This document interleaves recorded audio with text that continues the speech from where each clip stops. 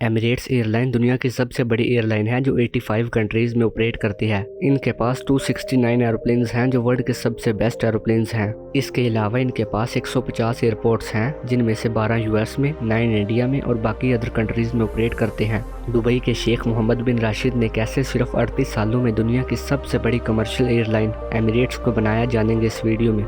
Emirates airline को समझने से पहले हमें दुबई को समझना पड़ेगा। आज से 100 साल पहले दुबई और कुछ नहीं बस एक डेजर्ट का टुकड़ा हुआ करता था जो पर्शियन गल्फ के साहिल पर मौजूद था। फिर कुछ ऐसा होता है जो इस सारे रीजन की किस्मत को ही बदल देता है। 1965 में यूएई में ऑयल डिस्कवर होता है। मालूम पड़ता है कि यहाँ पर 30 बिलियन बैरल्स के ऑयल रिजर्व्स मौजूद हैं। उस वक्त फैक्ट्रीज में ऑयल की डिमांड डे बाय डे बढ़ रही थी। एक एस्टीमेट के मुताबिक यूएई से मिलने वाले ऑयल रिजर्व्स की प्राइस उस वक्त ट्रिलियंस ऑफ डॉलर्स में थी। ये ऑयल रिजर्व्स यूएई की किस्मत को हमेशा हमेशा के लिए बदलने वाले थे। यहाँ आपको बताते चलें कि यूएई 7 कंट्रीज के ग्रुप को कहते हैं, जिसमें अबू दुबई, शारजा, रईस अल खैमा, उम अल खुवैन, फुजैरा और अजमान शामिल हैं। ऑयल तो डिस्कवर हो चुका था, लेकिन यहाँ पर एक बड़ी प्रॉब्लम थी। यूएई से जो ऑयल रिजर्व्स डिस्कवर हुए थे उनमें से दुबई का स्टेक सिर्फ 4% ही था। इसका साफ साफ मतलब ये था कि अगर दुबई की इकोनॉमी इन ऑयल रिजर्व्स पर ही चलती तो आने वाले 50 सालों में इनका सारा ऑयल खत्म हो जाता और फिर दोबारा दुबई की वैसी ही हालत हो जाती जैसी पहले थी। इसलिए दुबई के शेख मोहम्मद बिन राशिद इस प्रॉब्लम का हल जल्द अज जल्द निकालना चाहते थे। उन्होंने इस प्रॉब्लम के सॉल्यूशन के लिए एक्सपर्ट्स की एक टीम को बुलवाया। एक्सपर्ट्स ने शेख मोहम्मद बिन राशिद को आइडिया दिया कि उन्हें दुबई की खुद की इंटरनेशनल एयरलाइन स्टार्ट करनी चाहिए। अगर दुबई अपनी खुद की एयरलाइन स्टार्ट करता तो वो दुनिया के 2 बड़े कॉन्टिनेंट्स यूरोप और एशिया के दरमियान एक मिड पॉइंट का काम कर सकता था। वो इसलिए क्योंकि दुबई से एशिया और यूरोप दोनों का फ्लाई रूट 7 आवर्स का है। अगर इसे एक्सेप्ट कर लिया जाता तो दुबई पूरी दुनिया का एक सेंटर पॉइंट बन सकता था। इस आइडिया को 1985 में एक्सेप्ट कर लिया गया और शुरुआत हुई एमिरेट्स एयरलाइन की।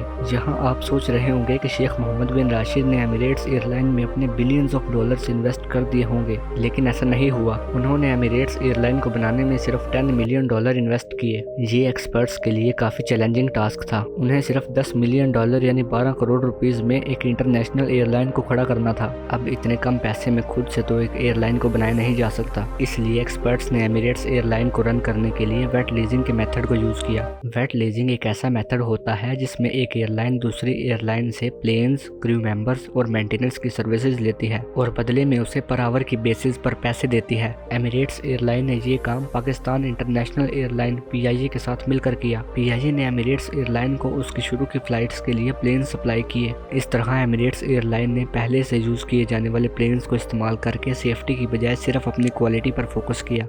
और जब एमिरेट्स एयरलाइन का अपना बिजनेस चल पड़ा तो उसने अपने प्लेन्स यूज करना स्टार्ट कर दिए। अब एमिरेट्स एयरलाइन के लिए सबसे बड़ा चैलेंज ये था कि इसे प्रॉफिटेबल कैसे बनाया जाए। बात ये है ना कि पिछले 80 सालों में 100 से ज्यादा एयरलाइंस बैंकरप्ट यानी बंद हो चुकी हैं। इन सारी की सारी एयरलाइंस को इस वजह से बंद किया गया क्योंकि ये एयरलाइंस अपने बिजनेस से प्रॉफिट नहीं निकाल पा रही थी। एयरलाइन इंडस्ट्रीज बिजनेस के पॉइंट ऑफ व्यू से बहुत कम ही प्रॉफिट देती है। आमतौर पर एक एयरलाइन 10% ही प्रॉफिट निकाल पाती है। फ्यूल प्राइस में चेंज एक प्लेन के सारे प्रॉफिट को खा सकता है। इसीलिए किसी भी एयरलाइन के लिए प्रॉफिट निकालना एक काफी डिफिकल्ट टास्क होता है। जैसा कि हम सब जानते हैं कि फ्यूल प्राइसेस रेगुलर बेसिस पर ऊपर नीचे होती रहती हैं। एकदम फ्यूल प्राइस बढ़ने से एयरलाइन का सारा प्रॉफिट लॉस में चला जाता है। इस प्रॉब्लम का एक ही हल है और वो ये कि ज्यादा से ज्यादा लोगों को अपना कस्टमर बनाया जाए। एमिरेट्स एयरलाइन ने ऐसा किया जिसने उसे दुनिया की सबसे बड़ी कमर्शियल एयरलाइन बना दिया। इसकी बेसिकली 3 वजूहात हैं। पहली सबसे बड़ी वजह एमिरेट्स एयरलाइन के सेफ्टी रिकॉर्ड्स हैं। 38 ईयर्स की सर्विस में आज तक एमिरेट्स का एक भी ऐसा प्लेन क्रैश नहीं हुआ जिसमें किसी पैसेंजर की जान गई हो, जो इसे वर्ल्ड की one of the safest airline बना देता है। इस सेफ्टी रिकॉर्ड ने लोगों का एमिरेट्स एयरलाइन पर ट्रस्ट बिल्ड करने में बड़ी हेल्प की।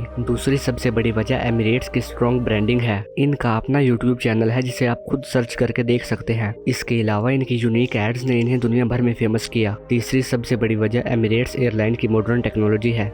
ये रेगुलर बेसिस पर अपने प्लेन्स को लेटेस्ट टेक्नोलॉजी पर अपग्रेड करते रहते हैं। इसी वजह से वर्ल्ड के सबसे अल्ट्रा रिच लोग एमिरेट्स एयरलाइन में ट्रैवल करना पसंद करते हैं। यहाँ सोचने की बात यह है कि दुबई की नेबर कंट्रीज सऊदी अरेबिया और अबू दुबई ने इस मौके का फायदा क्यों नहीं उठाया। वो भी तो दुबई की तरह अपनी लोकेशन का फायदा उठाते हुए एक इंटरनेशनल एयरलाइन को खड़ा कर सकते थे। बात यह है दोस्तों कि उस वक्त 1980 के टाइम में एयरलाइन इंडस्ट्री में पैसा डालना बहुत ही रिस्की डिसीजन था। एक प्लेन क्रैश पूरी एयरलाइन और कंट्री का नाम खराब कर सकता था। इसके अलावा एयरलाइन एयरलाइन इंडस्ट्री में प्रॉफिट मार्जिन्स भी बहुत कम होते हैं, इसीलिए अदर कंट्रीज ने इस तरफ ध्यान नहीं दिया। दुबई ने इसी मौके का फायदा उठाया और एमिरेट्स एयरलाइन जैसा एम्पायर खड़ा कर दिया। आज के दिन एमिरेट्स एयरलाइन दुबई की जीडीपी में सबसे बड़ा स्टेक होल्डर है। एमिरेट्स एयरलाइन दुबई की जीडीपी में हर साल 47 बिलियन डॉलर्स ऐड करती है, जो दुबई की टोटल जीडीपी का 27% बनता है। इसे अगर टूरिज्म से कंपेयर किया जाए तो ये उससे 3 टाइम्स ज्यादा है। वीडियो अच्छी लगी तो वीडियो को लाइक कर देना, चैनल को जरूर सब्सक्राइब कर देना। मिलते हैं अगली वीडियो में, तब तक के लिए अल्लाह हाफिज।